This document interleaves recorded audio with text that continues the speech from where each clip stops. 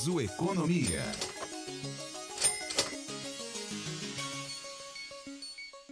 Estamos chegando com mais uma edição do nosso Uniso Economia aqui pela Rádio Uniso. Deixa eu perguntar aqui para a Jéssica Toffoli, as nossas mãozinhas de tesoura, não deixa passar nada. Jé, é o 9º programa dessa segunda temporada.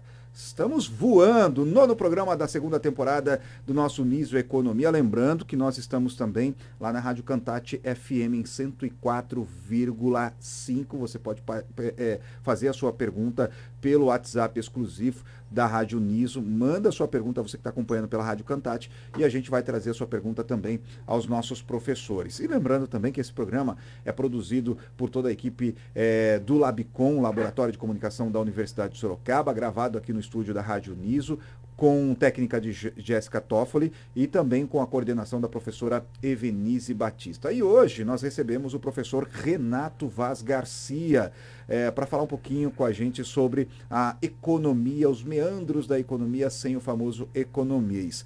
Professor, bem-vindo novamente. 9º programa já dessa segunda temporada, hein, professor? Sim, passa rápido, né? Agradeço aí mais uma vez o convite, Douglas, a Jéssica. Acho que é um trabalho bem bacana aí da gente poder discutir um pouquinho os assuntos aí do dia a dia da população, né?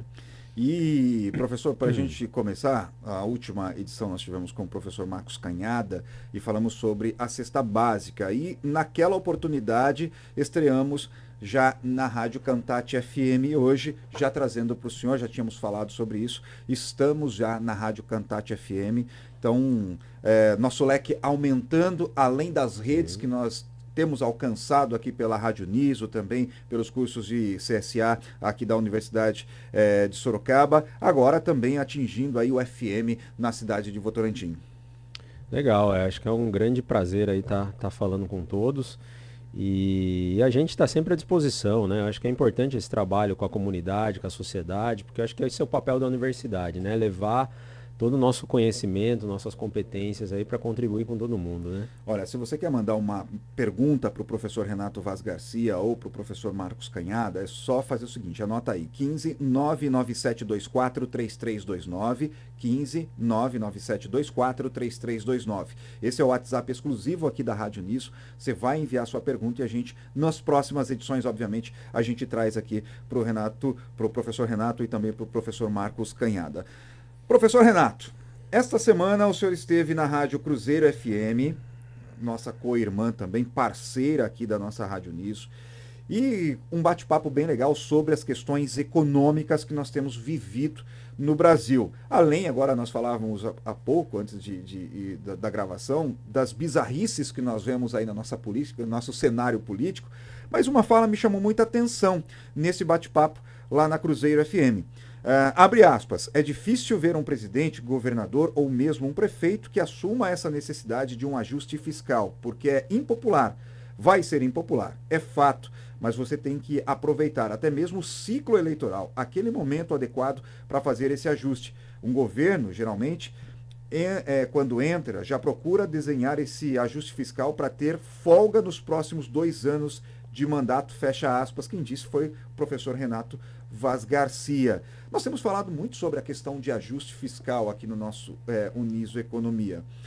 E este é um momento, talvez, para o atual presidente da República, que vem pensando e vem conversando, vem falando sobre ajuste fiscal, mas isso não tem acontecido. Este é um momento crucial para se fazer esse ajuste fiscal, já se pensando também numa questão política, que o ano que vem nós temos eleição? Na realidade, Douglas, eu acredito que já passou, né, o período que, pelo menos do ponto de vista dos interesses políticos, inclusive, esse período, essa janela que a gente tinha do ajuste fiscal, ele já passou, porque agora, a partir de agora, a intenção do governo é soltar gastos, eventualmente, né, ou, na melhor das hipóteses, restringir um pouco o aumento. Mas é fato que a gente não vai conseguir cortar gastos nesse momento. A própria ministra Simone Tebet já falou que o próximo governo vai ter um desafio de fazer o ajuste fiscal, né? Como se ela também não fizesse parte desse governo, não tivesse sua responsabilidade. E muito provavelmente vai concorrer na muito provavelmente vai estar no grupo político ali que vai concorrer. E essa questão, assim, é meio chovendo molhado, né? Mas é um ponto em que trava muito o nosso crescimento econômico, porque de um lado você tem o governo gastando mais do que deve, soltando mais demanda para a população, e óbvio que isso deveria ser uma coisa positiva. Mas num cenário que você não tem infraestrutura, você não tem produção para dar conta, isso vai desencadear a inflação, que vai jogar um preço da cesta básica mais alto, inclusive, como o professor Canhada comenta aqui com vocês. E quando você tem esse excesso de demanda de um lado, o Banco Central, do outro lado, ele tenta restringir isso, porque a preocupação do Banco Central é a inflação. Então, é como se você tivesse um carro acelerando e freando ao mesmo tempo, né? O Banco Central joga uns juros para cima para controlar essa demanda e o governo joga a demanda para cima por conta de uma questão política ali.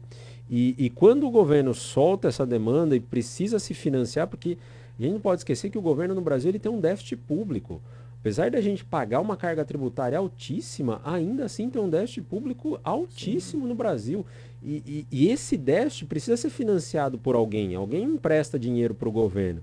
E quando o governo começa a não ter essa reputação muito boa, essa credibilidade, ou mesmo essa falta de comprometimento com o ajuste das suas contas, o credor começa a olhar diferente para o governo. Começa a falar, ó, esse governo não tem muita responsabilidade fiscal. Então, para eu emprestar para o governo, eu vou começar a exigir juros maiores. Então, esses juros que o governo paga já vai ser mais alto, o Banco Central vai ter que ter um juros também mais alto para controlar a inflação, e aí a gente tem uma economia assim meio antagônica, uma economia que não sabe muito bem para onde caminhar. A gente tem falado sobre isso já no início, né? Nós estamos na 9ª edição. Lá no início nós falamos muito sobre essa questão do ajuste fiscal, deste ajuste fiscal. Mas agora é um assunto que começa a voltar à pauta, e a gente vai ver esse assunto voltar às pautas dos grandes jornais por conta desse período eleitoral. Mas saindo um pouco dessa questão do período eleitoral, mais ainda no ajuste fiscal, trazendo aqui para a nossa realidade, para quem está em casa, em Votorantim, em Sorocaba, está enfim, Salto de Pirapora, é um ajuste que eu preciso fazer, que o senhor precisa fazer, que a dona de casa, que o pai de família precisa fazer. Esse ajuste fiscal, a gente pensa só, e a gente ouve falar isso só nos governos, seja prefeitura, seja governo estadual, seja governo federal, mas a gente precisa fazer esse ajuste fiscal na casa da gente também, né? Sim, sem dúvida. E o governo não é diferente. A gente precisa, e a gente faz isso na nossa casa, né? Quando a gente percebe que os gastos estão começando a ser um pouco mais descontrolados, a gente começa a se preocupar, começa a colocar o pé no chão, começa a buscar alternativas de renda, enfim.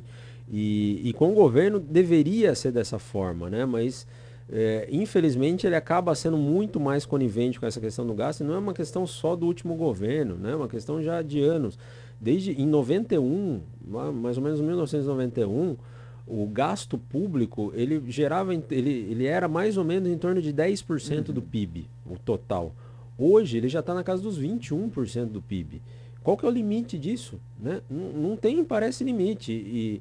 E a ideia do governo, às vezes, é muito errática, no sentido de que o governo ele deve ter o papel de fazer absolutamente tudo na economia. E não é muito bem dessa forma que acontece. O governo ele tem que ser um agente importante, óbvio, mas quem gira a economia são as empresas e os consumidores. Então você tem que criar as bases e os incentivos para esses dois se entender, para esses dois levarem a economia adiante. O nível de crescimento de gasto que a gente está, inclusive, o próprio ministro Haddad, com a equipe dele, ele sempre vem anunciando, vai fazer, vai anunciar o ajuste, vai fazer, vai fazer. Aparentemente, nos próximos meses vai sair alguma coisa de ajuste, né, de corte de gastos. Mas vai ser muito marginal, vai ser muito ínfimo assim perante a necessidade. O governo está um pouco sossegado, entre aspas, porque a arrecadação está respondendo bem. Né? A arrecadação está em linha com o esperado e às vezes até mais. Mas a hora que essa arrecadação começar a reduzir, aí a gente tem um problema muito grande, né? Aí eu vou voltar do que a gente já falou aqui também, sobre a austeridade de alguns governos, sobre a dureza com que alguns governos tratam, melhor dizendo, a questão relacionada ao dinheiro. Nós tivemos uma Argentina com uma inflação estourada. Muita gente não tinha grana para fazer nada, sem mercadorias nos mercados e tudo mais.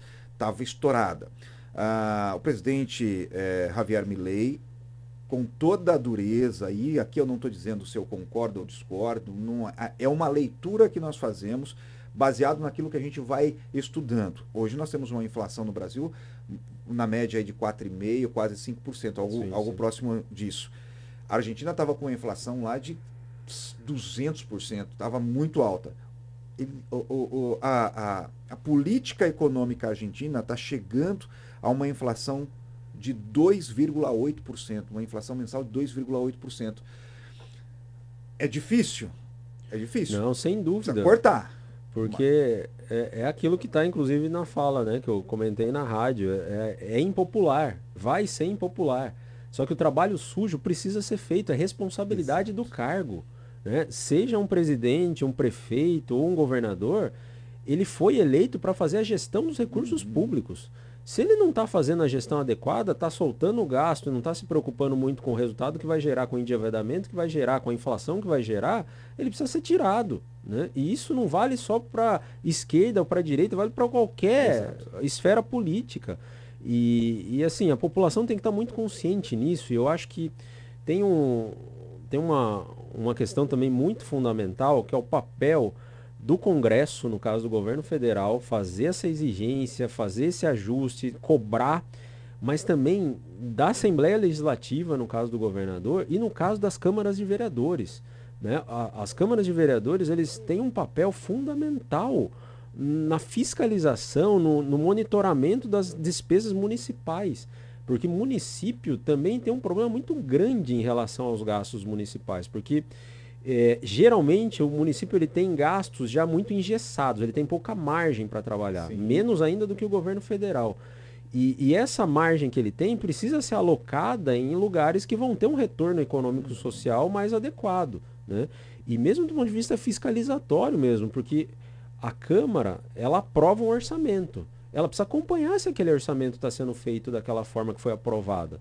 Se houve alguma coisa fora de orçamento, se foi alguma coisa que não aconteceu e que foi autorizada e que foi prevista, por que não aconteceu? Ou por que aconteceu de uma forma diferente? Né?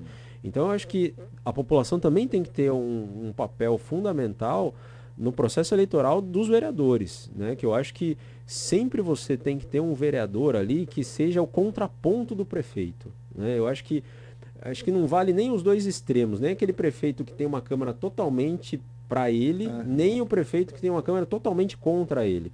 Mas ele tem que ter uma Câmara que também seja um freio, seja um contrapeso nas decisões que são tomadas. Né? É complicado. A gente fala das câmaras, a gente fala dos governos, mas isso nos condomínios, isso vai, casa, exatamente, tudo, exatamente. Em todos os lugares.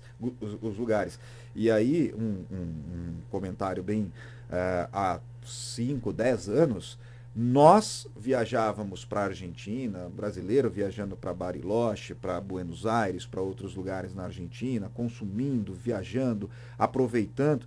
Hoje os argentinos estão vindo para o Brasil, isso não é uma coisa ruim, porque estão trazendo dinheiro.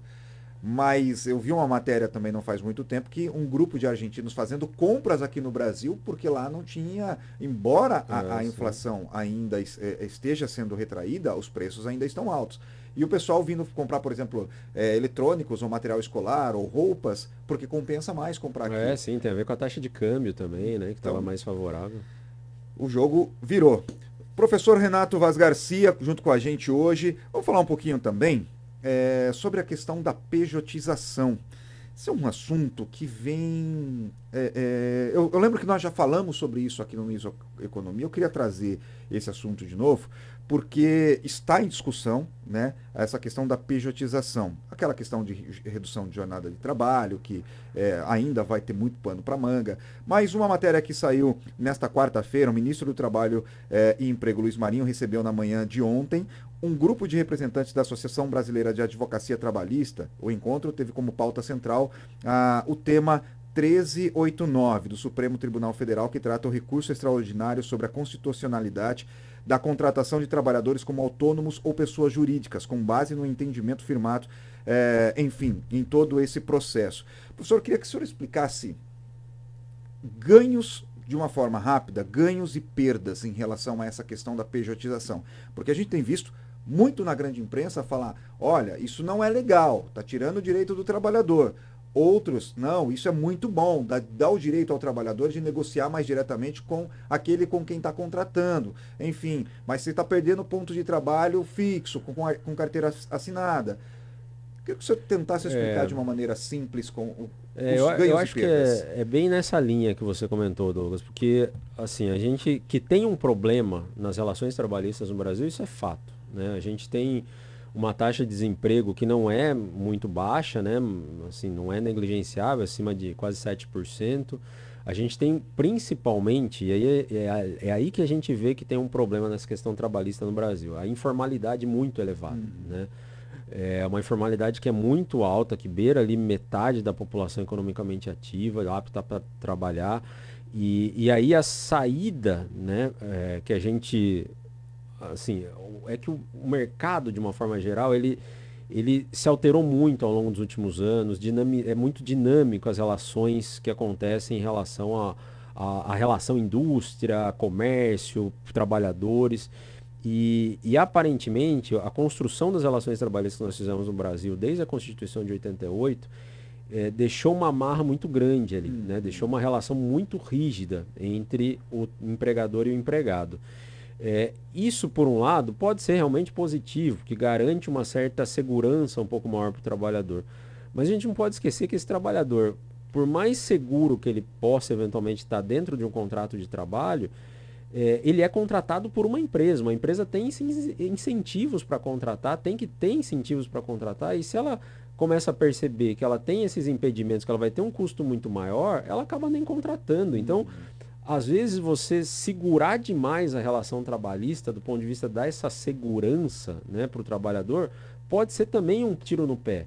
Porque a empresa não vai contratar, a empresa vai deixar de contratar. Se ela tivesse possibilidade de ter um pouquinho mais de flexibilidade, ou tivesse alguma outra forma de relação, né, que possa ser negociada e tal, poderia ser um adendo para ter mais trabalhadores, né, para a gente ter mais mais mercado de trabalho mais aquecido. E isso eu acho que é uma coisa que precisa ser discutida, mas assim, tem que ser discutida principalmente do ponto de vista de incentivo econômico. Tem uma questão jurídica por trás, tem muita empresa que contrata o PJ para fazer um trabalho que não é de PJ, que é um trabalho efetivamente de um trabalhador empregado. Mas é uma discussão que tem que ser feita do ponto de vista econômico, porque os incentivos econômicos estão fazendo com que as pessoas busquem alternativas que não são nem um pouco benéficas para o país, né? Mesmo essa questão da informalidade, isso contribui muito para a produtividade não crescer também, né? Porque as pessoas geralmente fazem trabalhos um pouquinho aqui, um pouquinho ali, sem muita escala, sem muita assim, organização. E aí o Brasil parece ser um país que meio que está um pouco atrás, né, dos países mais avançados nessas relações de trabalho. Mesmo países mais avançados, que já têm um nível de renda muito mais alto, têm um desenho, né, das relações de trabalho muito mais flexível do que o nosso, assim. Não que, assim, não é uma questão de, vamos tirar tudo, não vai mais ter fundo de garantia, não vai mais ter férias, não vai ter nada. Não, mas alguma coisa vai ter que ser mudada, porque não vai ter esse direito, né? Ou você reduzir ou assim negociar algumas dessas questões, ou não vai ter nada, né? Não vai ter emprego, né? Há uma discussão de que, por exemplo, nós tivemos aí a fraude do INSS recentemente divulgada, e uma nota que saiu hoje, se não me falha a memória, no portal UOL ou a Folha de São Paulo, salvo engano, falando que o INSS em 70 anos ou algo próximo a isso vai estar completamente falido. Então, a gente vê realmente essas relações, e não tem como a gente desvincular a relação de trabalho com o INSS, até porque não vai caminhar sem o outro. É preocupante? Sem dúvida. O INSS, a Previdência, a gente já passou do tempo de fazer uma nova reforma. Sim. A gente já está com o déficit da Previdência empinando para cima já o valor, né, o valor alto desse déficit. A gente, assim, com o país em desenvolvimento, gasta demais com Previdência. E aí, como a gente gasta demais, da onde que vai entrar essa contribuição se você tem menos gente no mercado formal? Né? Na informalidade, nem sempre a pessoa recolhe, nem sempre ela contribui com o INSS. E aí é incrível que o Brasil, por exemplo, só um dado, o Brasil com o Chile tem, em termos da proporção da população, a mesma quantidade de funcionários públicos, servidores públicos. Só que em termos de gasto com previdência, o Chile gasta 7, a gente gasta 13 do PIB.